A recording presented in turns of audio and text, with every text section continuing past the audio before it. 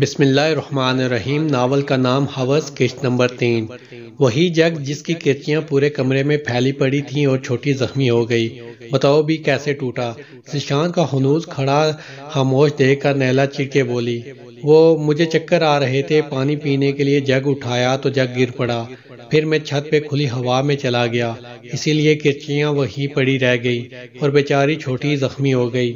ذیشان نے صفاقی سے جھوٹ بولا، لیکن اس کا دل واقعی دکھ رہا تھا، نورے کے لیے نہیں، نمرہ کے لیے، کیونکہ نورے اس کی بہن تھوڑی تھی، اس کی تکلیف مانا نہیں رکھتی تھی ذیشان کے آگے، بلکہ اسے تو رہ رہ کے مریم پہ غصہ آ رہا تھا جس کی وجہ سے نورے ہاتھ سے نکل گئی۔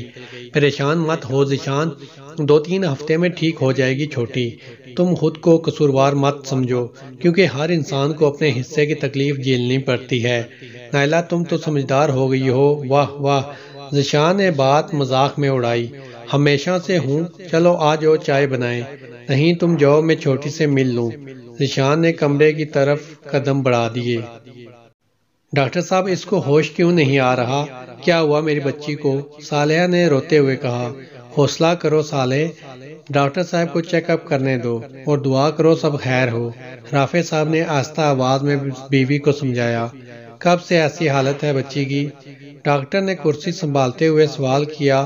ڈاکٹر صاحب آج دوپہر سے ہی عجیب رویہ تھا اس کا، سارا دن خاموش ہی رہی تقریباً، اور بوتلی ہے تو اٹک اٹک کے، پتہ نہیں کیا ہو گیا ہے میری بچی کو۔ صالحہ ڈاکٹر کو تفصیل بتاتے پھر اشک بہانے لگی۔ آپ دونوں میں ان دنوں کوئی لڑائی ہوئی ہے؟ ڈاکٹر نے اگلا سوال کیا۔ نہیں، دونوں نے یک لفظی جواب دیا۔ آپ دونوں میں سے کسی نے بچی کو مارا ہو یا ڈرایا ہو؟ نہیں ڈاکٹر صاحب، ایسا کچھ نہیں ہے، بلکہ میں اور صالحہ تو بچی سے اونچی آواز میں بات تک نہیں کرتے۔ رافع صاحب نے مزید کہا۔ خیریت تو ہے نا ڈاکٹر صاحب؟ آپ ایسے سوال کیوں کر رہے ہیں؟ صالحہ پریشان ہوئی۔ دیکھیے رافع صاحب، آپ کی بچی کی جو حالت ہے دیکھ کے لگتا ہے جیسے آپ کی بچی کو کوئی صدمہ پہنچا ہے۔ صدمہ؟ صالحہ اور رافع حیران پریشان یک زبان بولے۔ جی صدمہ، جیسے کسی نے بچی کو ذہنی مار ماری ہو۔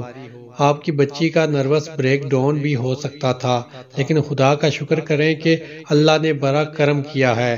ڈاکٹر نے تفصیلی حالات سے آگاہ کیا، جس سے صالحہ کے رونے میں اضافہ ہو گیا اور رافع صاحب کی بھی آنکھیں بھیگ گئیں۔ دیکھیے رافع صاحب، پریشان ہونے کی بجائے میری بات غور سے سنیے۔ جی کہیے ڈاکٹر صاحب، میں سن رہا ہوں۔ رافع صاحب، اللہ نے بڑی مشکل سے بچا لیا ہے، لیکن آگے آپ دونوں کو احتیاط کرنی ہوگی تاکہ اللہ کے حکم سے نورے کی حالت سدھرے، نہ کہ بگڑے۔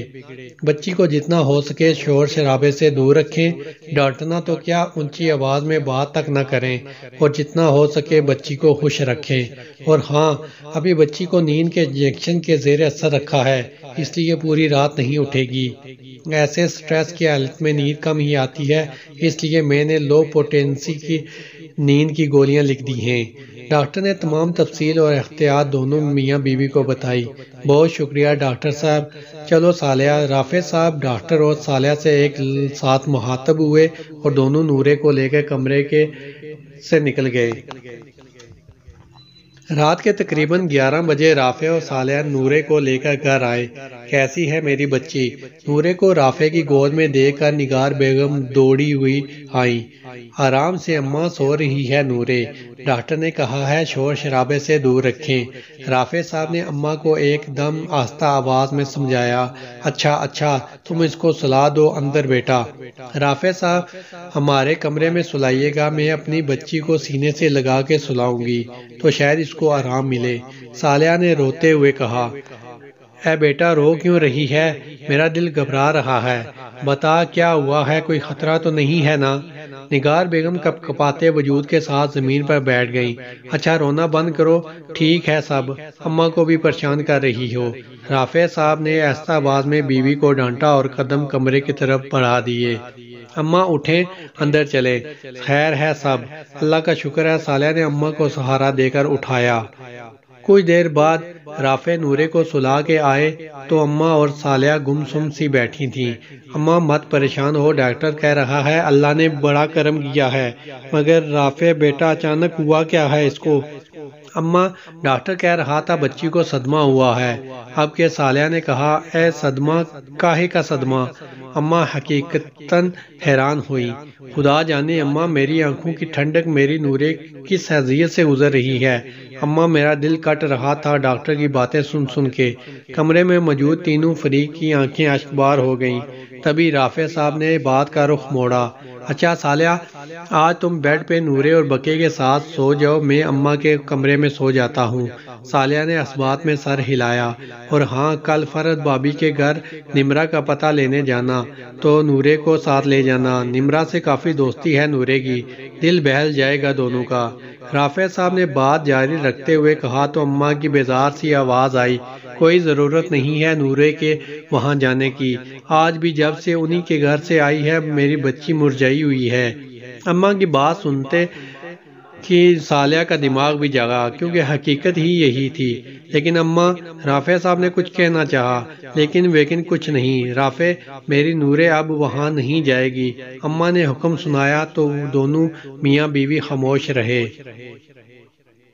رات کے 3 بجے کا وقت تھا جب تمام لوگ نیند میں گم تھے، مگر رضا صاحب کے گھر کے 2 کمرے روشن تھے۔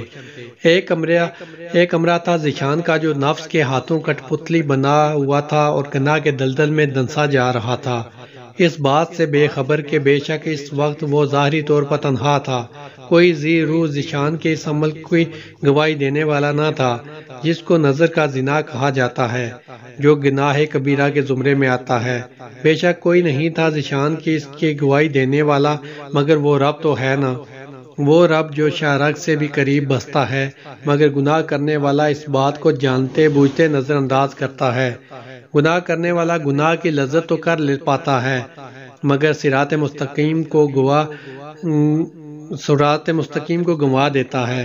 نیکی کے بدلے گناہ کا سودا کر لیتا ہے اور بے شک وہ گھاٹے کا سودا ہے، جیسا کہ اللہ پاک نے قرآن پاک میں واضح الفاظ میں فرمایا ہے، یہ وہ لوگ ہیں جنہوں نے گمراہی کو ہدایت کے بدلے میں خرید لیا، پس نہ تو ان کی تجارت نے ان کو فائدہ پہنچایا اور نہ یہ ہدایت والے ہوئے۔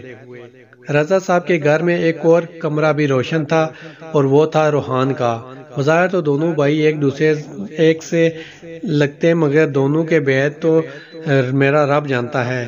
روحان کی عمر اس وقت 19 سال تھی اور 10 سال کی عمر سے جب سے روحان اور ذیشان کا کمرہ الگ کیا گیا، روحان روز رات کی تنہائی میں اپنے رب کی بارگاہ میں تہجد ادا کرتا، کیونکہ اس کو صراط مستقیم کی تلاش ہے، اسے ڈر لگتا ہے اس دن سے جسے حشر کہتے ہیں۔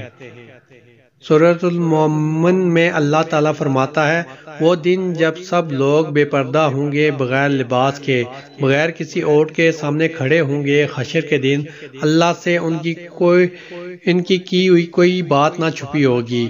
اس روز پکار کے پوچھا جائے گا، بادشاہت کس کی ہے؟ تو سارا عالم پکار اٹھے گا، صرف ایک اللہ کی، جو بہت زبردست ہے۔ پھر فرمایا، آج ہر شخص کو اس کی نیکی کا بدلہ دے دیا جائے گا جو اس نے کی تھی۔ آج کسی پر کوئی ظلم نہ ہوگا اور اللہ حساب لینے میں بہت تیز ہے، یعنی اللہ کو حساب لینے میں دیر نہیں لگتی۔ اور اسی وقت میں ذیشان جانتے بوجھتے اچھے برے کی سمجھ رکھتے اپنے لیے دنیا و آخرت کو تنگ کر رہا ہوتا۔ ایسے لوگوں کو اللہ نے سورۃ الفاتحہ میں مغضوب علیہم کا نام دیا ہے، یعنی وہ لوگ جو علم پانے کے بعد گمراہ ہوتے ہیں۔ بے شک یہ اس رب کی عطا ہے، جس کو چاہیے ہدایت بخش دے اور جس کو چاہے گمراہی کے اندھیروں میں بھٹکا دے۔ امید ہے آپ کو یہ ایپیسوڈ بھی پسند آئی ہوگی۔ اگر آپ نے ابھی تک اس چینل کو سبسکرائب نہیں کیا تو اس کو سبسکرائب کر دیں اور ساتھ بنی گھنٹی کے نشان کو دبا دیں تاکہ میری ہر نئی آنے والی ایپیسوڈ کا نوٹیفیکیشن سب سے پہلے آپ کو مل جائے۔ اسی امید کے ساتھ ملتے ہیں نیکسٹ ایپیسوڈ میں، تب تک کے لیے اللہ حافظ۔